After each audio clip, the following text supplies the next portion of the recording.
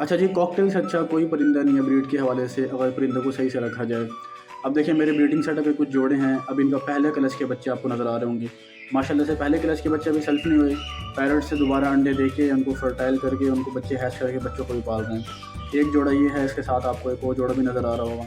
तो माशाल्लाह कहने की बात यह है कि इनको कोई ऐसे अपना फार्मूलाज नहीं डाले गए बाज़ारों के, दुकानों के, इनको गर्म करने के लिए, इनको ब्रीड करवाने के लिए, नहीं।